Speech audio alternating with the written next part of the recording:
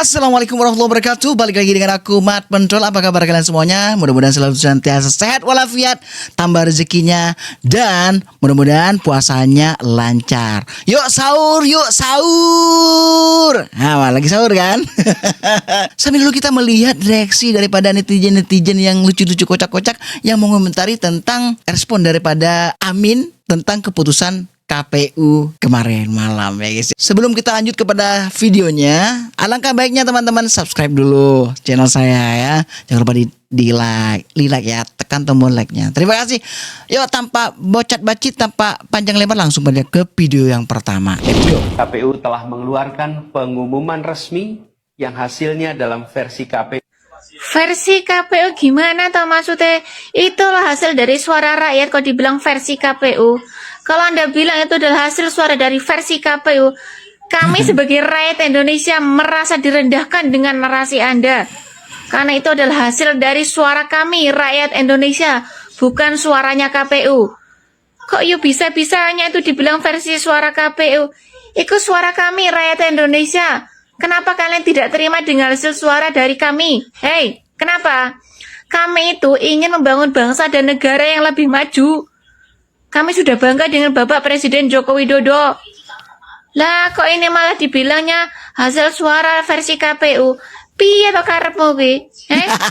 Malah nggak terima, mau begini, mau begitu. Kalau kami rakyat Indonesia nggak terima dengan kelakuan Anda, bagaimana? Jal, mikir. Bener mbak ya. Mas Anies dengan Cak Imin lagi stres ya, karena Abah Aos mau pindah ke luar negeri. Kami ini sudah sabar ya Pak Anies ya. Jangan mancing kami marah. Kemenangan 02 itu suara rakyat. Indonesia bukan suara versi KPU. Loh kan, itu suara rakyat. Aku juga nyoblos Pak Prabowo, iya kan?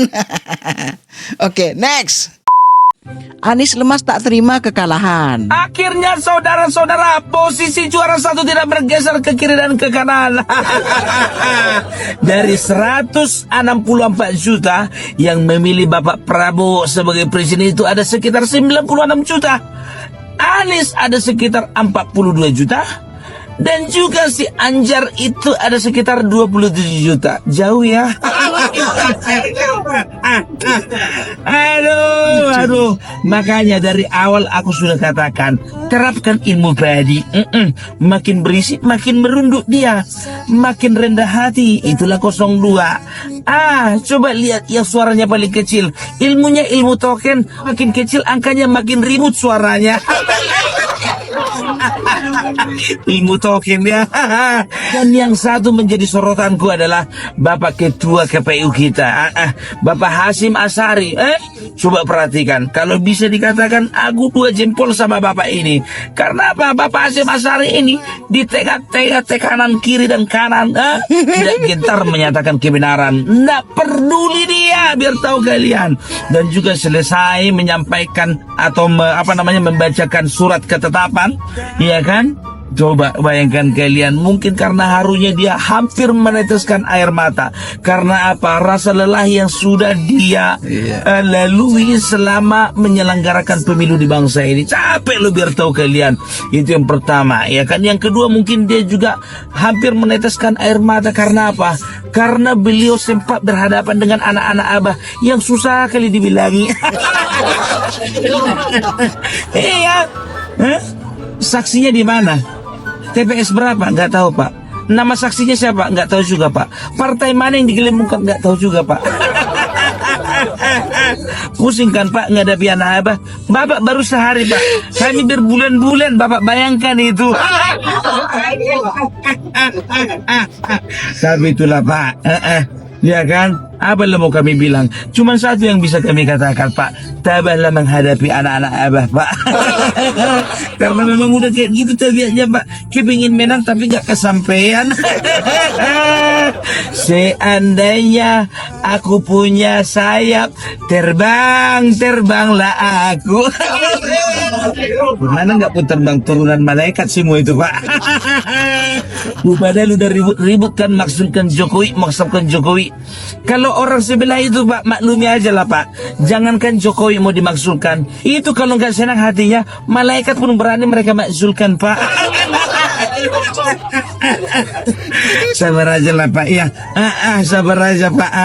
Ya kan, itu dia. Jadi kawan-kawan ya, jadi ku bilang sama kalian, selamat untuk kita semua. Ku bilang ini untuk kita semua ini. Karena apa? Karena walaupun yang memilih hanya 58%, ya kan, itu sudah mewakili seluruh bangsa ini, ya kan. Aku cuma mau nanya sama sebelah kiri, untuk anak-anak abah, masih niat kalian demo? Yang lagi bertahu kalian, itu Anies Muhaimin langsung bikin konferensi pers. Apa katanya? Tidak menerima hasil pemilu.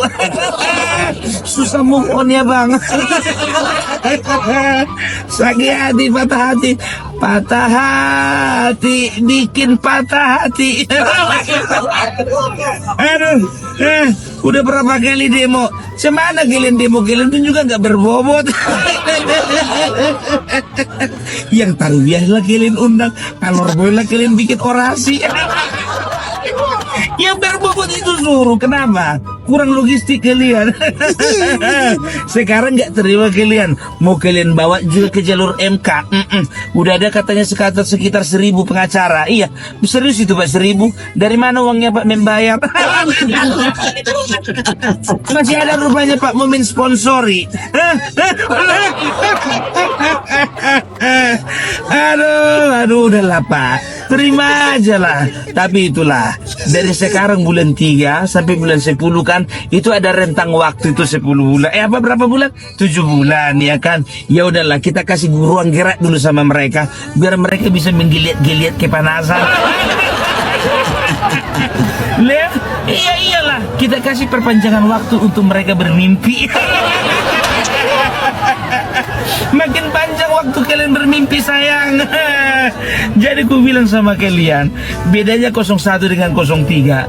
Kalau 03 itu masih mending, itu cuma elitnya aja yang ribut, di bawah nggak pada ribut itu. Tapi kalau yang di sebelah 01, itu pendukungnya semua yang ribut. Nampak kali nggak punya elit. Padahal Nasdem sendiri, Bapak Surya Paloh, sudah menyatakan bahwa beliau sudah menerima hasil dari pemilu. Apa lagi? Udahlah, bentar lagi juga si Muhaimin itu juga nyusul itu. Ditinggal kau sendiri kau Anies. Udahlah, apa lagi mau kau harapkan? Aduh. Kita lihat lagi nanti responnya dari kubu 03. Bagaimana, mereka nggak terlalu ribut. Karena apa? Di atasnya yang ribut di elit itu. Jadi di bawah nggak terlalu ketahuan itu. Mau digulirkan hak angket, gulirkan. Kalau memang kalian merasa masih ada manfaatnya. Kemarin kalian teriak-teriak MK nggak bisa dipercaya. Sekarang mau kalian bawa kasus ini ke MK. Kalau kalian jangankan MK, jangankan DPR, Tuhan pun nggak kalian percaya lagi. Aduh, jangan kalian salahkan KPU. Salahkan calon presiden. Cari yang lain. Kalau sempat misalnya nggak si Anies itu, kurasa suara kalian beda tipis. Ini pula yang kayak gitu pula modelnya kalian bikin. Tapi ya udahlah, udah berlalunya itu semua. Saranku, nggak usah kalian perpanjang lagi demo-demo itu. Nggak ada yang dengar. Karena demo kalian itu hanya dianggap sebagai angin malam. Angin malam ngerti kalian kan? Berhembus angin malam, put. Mencekam. Aduh, ngerti kalian angin malam kan? Angin malam apa yang keluar saat kalian tidur? Nggak perlu kuperpanjang lagi. Itu namanya mutut.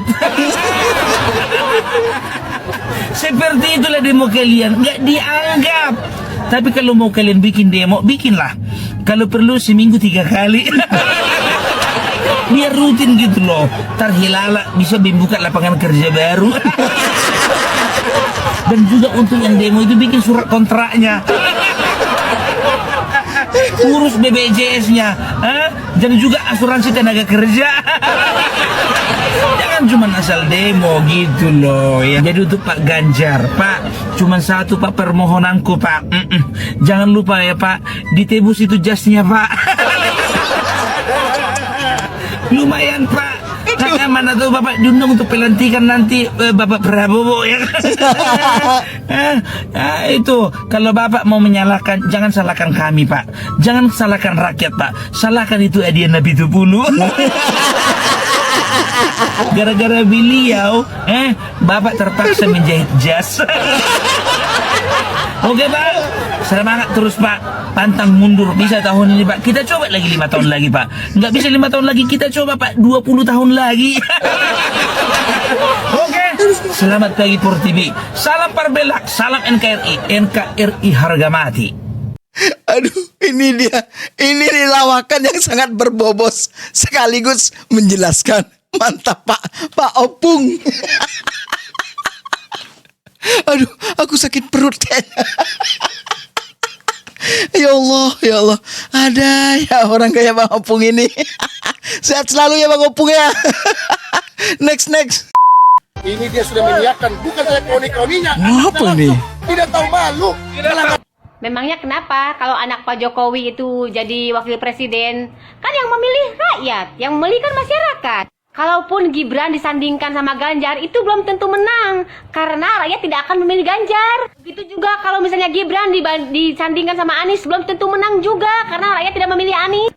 KPU sudah mengumumkan ya, pemilu 2024 dimenangkan oleh Bapak Prabowo. Dan itu tidak bisa diganggu-gugat, menang telak. Silahkan kalau kalian ada bukti ya, ada bukti kecurangan, silahkan kalian kumpulkan, silahkan kalian laporkan ke MK. Mana sampai sekarang juga belum ada tuh bukti-bukti. Jadi sudahlah Pak, ngapain demo-demo Pak, ngapain menguras tenaga, buang-buang waktu, buang-buang pikiran Pak. Tidak akan merubah keadaan Pak. 2024 ini tidak ada kecurangan ya, karena di semua TPS itu Prabowo unggul. Jadi ya sudah, terima aja Pak. Bye. Kasih paham Bu, kasih paham gitu dong. Betul, mantap jiwa nih. Aku rasa ibu-ibu Indonesia ini, emak-emak Indonesia ini yang ada di Kebun 2 menurutku lebih pintar daripada 01 ya kan. Satu hal yang harus digarisbawahi di sini yang akhirnya membuat saya jadi tidak mau mendukung dia, itu adalah karena beliau belum bertobat dari melakukan kejahatan-kejahatan yang dilakukan seperti pemilu sebelumnya, yaitu apa? Menggunakan identitas keagamaan untuk menjadi alat politik. Dulu kita sudah mengetahui itulah, kita gak usah dibahas lagi ya. Sampai ada banyak masjid yang menolak menolak menguburkan seorang muslim hanya gara-gara beda partai politik. Itu kan dari pendukungnya Pak Anies ini kan. Dan sekarang ini diulang lagi.